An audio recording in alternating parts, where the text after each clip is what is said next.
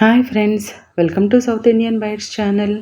ఈరోజు నేను ఎంతో రుచికరమైనటువంటి దొండకాయ పచ్చడి చేసి చూపించబోతున్నానండి.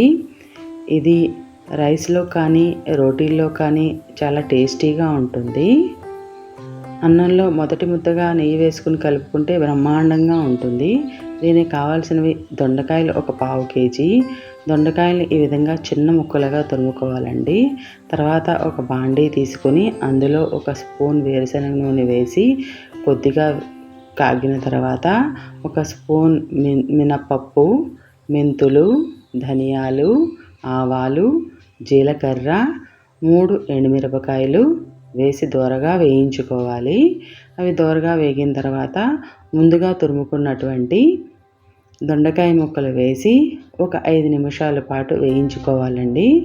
ఇలా వేగిన వాటిలో ఎండిన మామిడి ముక్కలు కానీ నిమ్మకాయంత చింతపండు కానీ వేసుకోవాలి.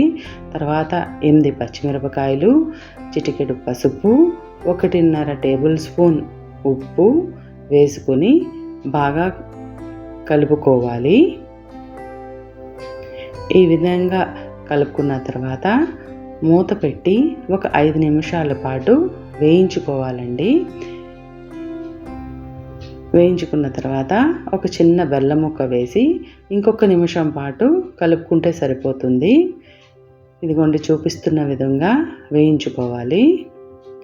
తర్వాత ఒక మిక్సీ జార్ తీసుకొని అందులో 6 వెల్లుల్లి రెప్పలు వేసి ఈ వేయించుకున్న మిశ్రమాన్ని అందులోకి తీసుకోవాలి. ఆ మిశ్రమాన్ని కచ్చా పిచ్చాగా ఈ విధంగా నూరుకోవాలండి. అంతేనండి, ఎంతో రుచికరమైనటువంటి దొండకాయ పచ్చడి రెడీ అయిపోయింది. మీరు కూడా తయారు చేసి ఎలా ఉందో నాకు చెప్పండి.